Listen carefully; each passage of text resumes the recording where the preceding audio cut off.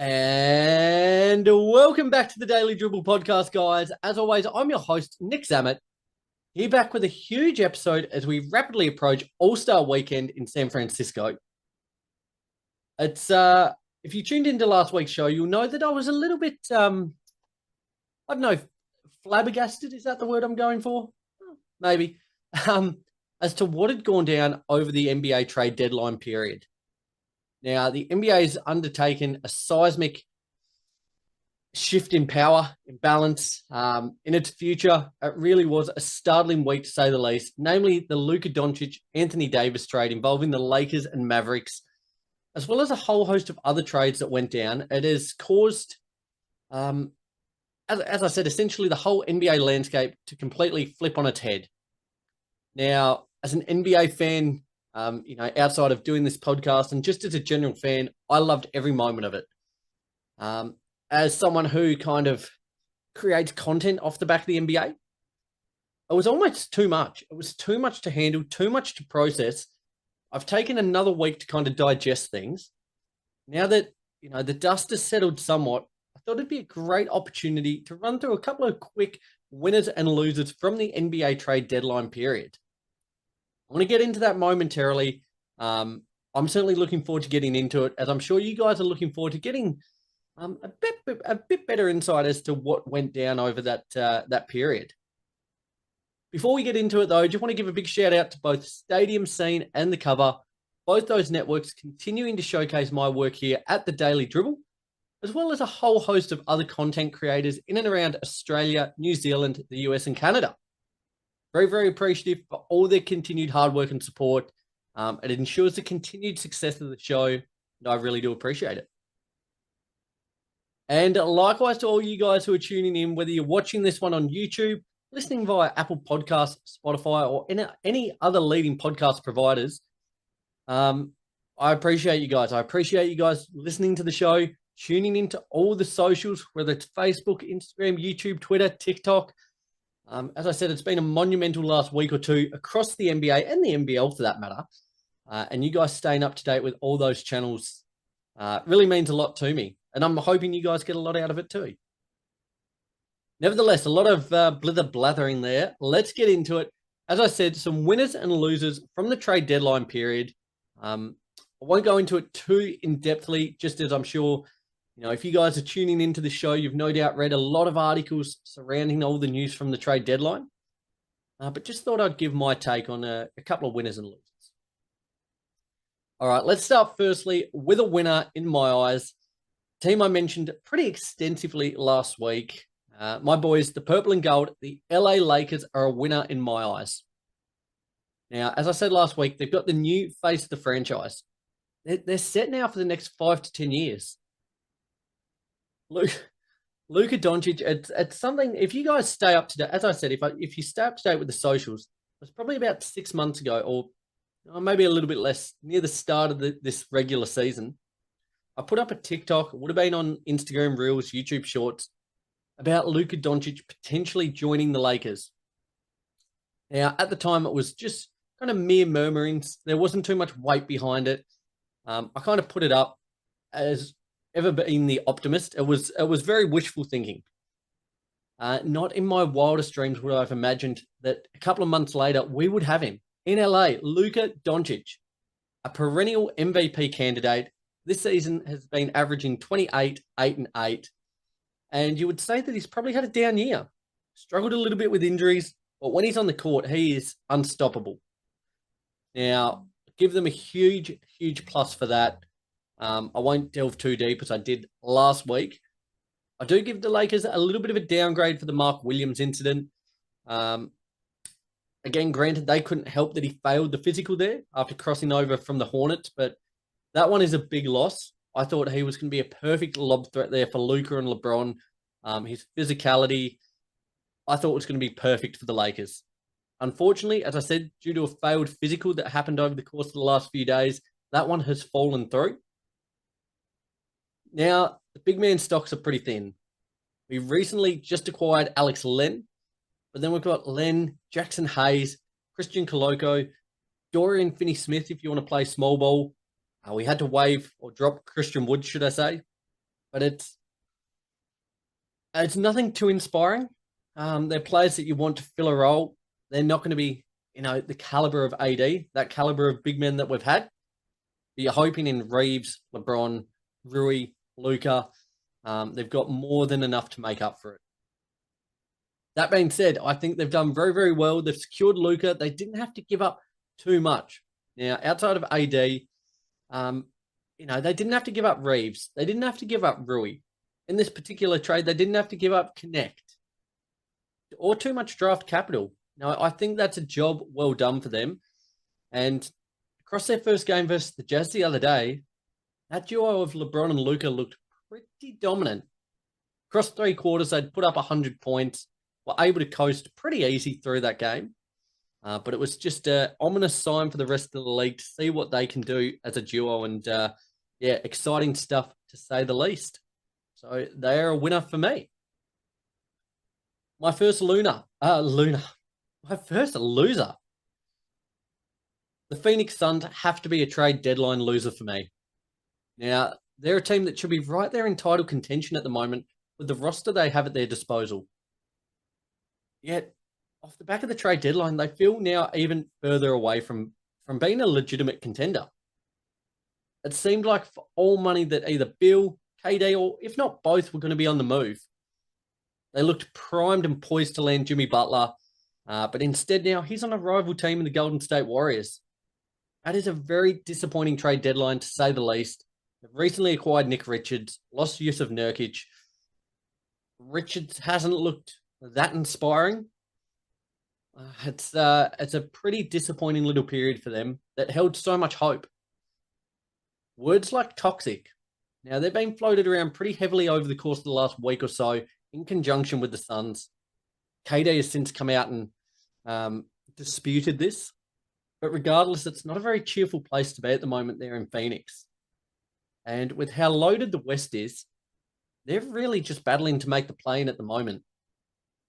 That roster that has Bill, KD, Booker, Tyus Jones, Nick Richards, Grayson Allen, Royce O'Neal.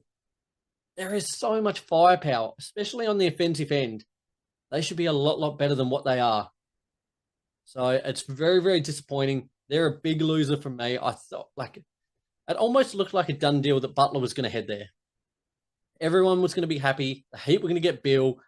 The Suns were going to get Butler there. And it's just not eventuated at all.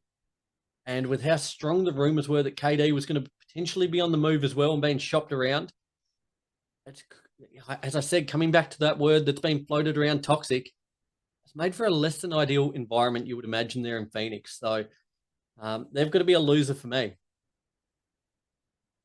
Moving ahead to my next winner. A big winner from the NBA trade deadline has to be De'Aaron Fox. Now, the Kings have somewhat been flailing this season. They don't really look like they're heading anywhere anytime fast. So Fox getting out is a massive win for him. And the fact that he's linking up with probably the most highly touted player in the league in Victor Wembanyama makes it that much sweeter. The Spurs now have one of the most dynamic and exciting duos in the league for the next couple of years. And not only that, currently it's so exciting, but they've enhanced their credibility as a destination team for other players within the league. And given the way that this deal was constructed to get Fox, they didn't have to give up any of their young talent. Stephen Castle, Keldon Johnson, Devin Vassell, players like this, they've still got young talent on their roster if they want to go and acquire another star. They've still got plenty of flexibility and other moves to make should they want to. I think the Spurs are building really, really nicely at the moment. And for Fox, a change of scenery, we know what a dangerous player is. That pick and roll combo there of Fox and Wemby, that is going to be lights out. Very, very exciting there for the Spurs. I think it's a great move for Fox. And I, for one, can't wait to see what this duo can do. The rest of the league should be on notice. As I said, the Kings, they've struggled more than I thought they would this season. I thought with Fox, Sabonis, DeRozan, Monk, that's Keegan Murray. That's a pretty solid roster. But they haven't exactly set the world on fire thus far. But making that trade, getting rid of Fox, bringing in Levine, we'll see how they go. But I think for Fox, this is a fantastic move. I think any player in the league at the moment would be delighted if they could link up with Wemby. And for Fox as well, still developing, still growing as a player, being able to learn and grow off Chris Paul, that insight and knowledge from him will be second to none as well. So if you're De'Aaron Fox, you are looking the goods at the moment. You are a huge winner off the back of the NBA trade deadline. Going ahead to my next loser, and again, it's not one I will delve into too deeply as I did speak about them last week pretty extensively, the Dallas Mavericks. Now, you gave up a franchise cornerstone in Luka Doncic for a considerably older center who's prone to injuries. Now, just days ago, it came out that AD is expected to miss multiple weeks with a left adductor strain. I think was that in game 2 for the Mavs there? It's just crazy stuff. They were already, in my eyes, a loser before this, just off the back of making the trade. But this just compounds it. Having the main guy that you got back, you've given up your franchise cornerstone. The guy you got back, meant to be one of the most dominant two-way players in the league, has gone down again already. You were worried about Luka's conditioning and health. AD, I love him. He was fantastic for the Lakers, helped bring us a chip, but that guy's made of glass as well. Now, I have big concerns. If I'm a Mavs fan, I'm just shaking my head in disbelief at how this has gone the last week or so for them. That being said, I think Max Christie for them is a great pickup. He's looked really good in his couple of games with the team, but that nowhere near makes up for the deal that's gone down. As I said, to see your guy, AD, go down already, a left adductor strain, out for a couple of weeks. Again, they're another team at the minute that's going to just be in a bit of a dogfight to even make the play-in. At the time of recording, they're currently sitting 8th, a 28-26 record, yet they're only a game and a half up on, or 2 games, should I say, of Phoenix there in 11th. Worrying times. Your superstar player you got back's gone down. It's going to place a lot of onus on Clay, on Kyrie, on PJ Washington, on Gafford, on these guys to step up and ensure that they're still in, even playing contention. But as I said, this injury to AD this week just compounds what a loser they are off the back of this NBA trade deadline. My third winner goes to the NBA fans and 2K players out there. Now, as I said, it has just been a mind-boggling week from the league. Incredible. I frequently say that the NBA is almost just as exciting off-court as it is on. I love everything. I love the on-court action. I love watching as many games as possible. But almost equally, I love the drama, the storylines, the news that goes on off the court. And to me, this last week or two just proves that the NBA is, without a shadow of a doubt, the most captivating sports league in the world, across any sports. If you're a casual fan, it's been mind-boggling to say the least with the amount of big-name players on the move. If you're a casual fan, you know Luka Doncic. You know Anthony Davis. You might know Brandon Ingram. There's been some big-name players on the move. You know Jimmy Butler. Big-name players on the move. If you're a hardcore nufty, like myself, it's been paradise sinking into all the details, all the articles, all the breakdowns of all these major and minor deals. Like, it's just been non-stop reading, really, for me. I've loved it. Every second of it. I can't get enough of it. I'm sure a lot of you guys are similar. And if you're a 2K fan out there, you are just salivating at the prospect of playing with some of these new lineups. Coming back to the Lakers, how fun is it going to be to play with LeBron and Luka? Wow. Going to Golden State, you've got Jimmy Butler hanging out with Steph. Unbelievable. Like, some of the teams now on 2K, wowee. What a hoot that's going to be. So I think, as I said, if you're an NBA fan, you're a 2K player, hardcore fan, just a casual fan, this week really has been a fantastic week to be involved in basketball.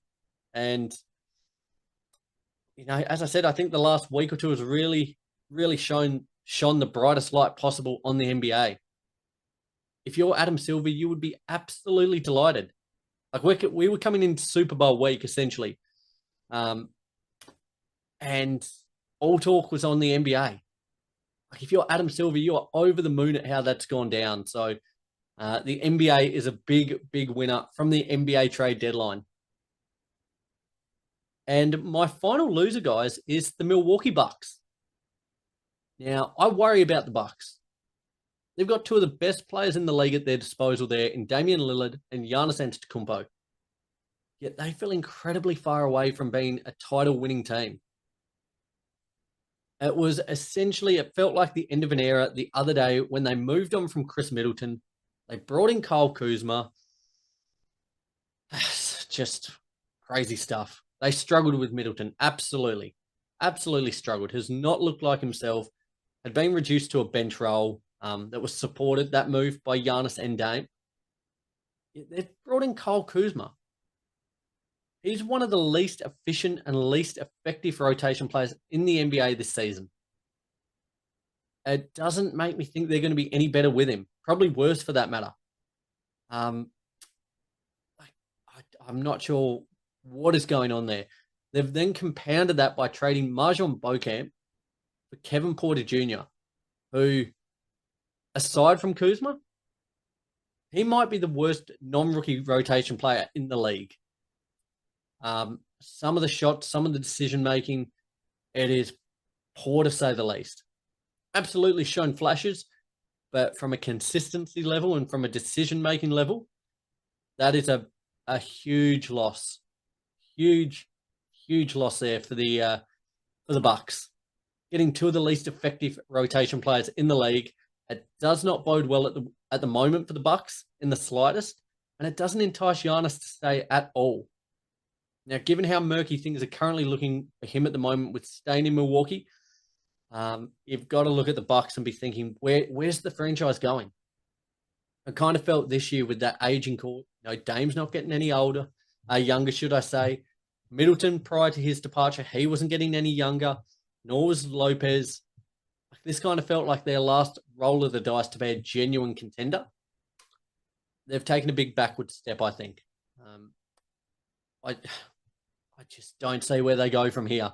They're not good enough to mix it with the Celtics unless Brown, Tatum, KP, they all go down with broken legs. Their path to a potential finals date is pretty bleak. So the Bucks are a big loser for me. They've gotten wildly more inefficient with the players they've brought in. Not really sure where they go from here, but I'll be keeping a very close eye, that's for sure. Guys, there you have it. There's a quick recap of some of the major winners and losers that I took away from the NBA trade deadline. As I said, it was a startling week or two period, to say the least. I'm kind of looking forward to the All-Star break, just being able to hit the reset, refresh button, and gear up for a massive push towards the postseason. It's going to be exciting, to say the least. Nevertheless, I will leave it at that, guys. Appreciate you all tuning in. Be sure to like, share, subscribe, comment, do all that wonderful stuff wherever you're tuning into the show. Your support really does mean a lot. Till next week, though, guys, enjoy the last couple of days of NBA action prior to All-Star Weekend there in the Bay Area. Certainly looking forward to soaking in all the festivities of it all, as well as having a little break from NBA action. As I said before, we get into a big postseason push. Till next week, though, have a fantastic week, guys. Enjoy everything from on court as well as off court. It's sure to be a bumper week over there in San Francisco. Remember, guys, be good or be good at it. I'll speak to you soon.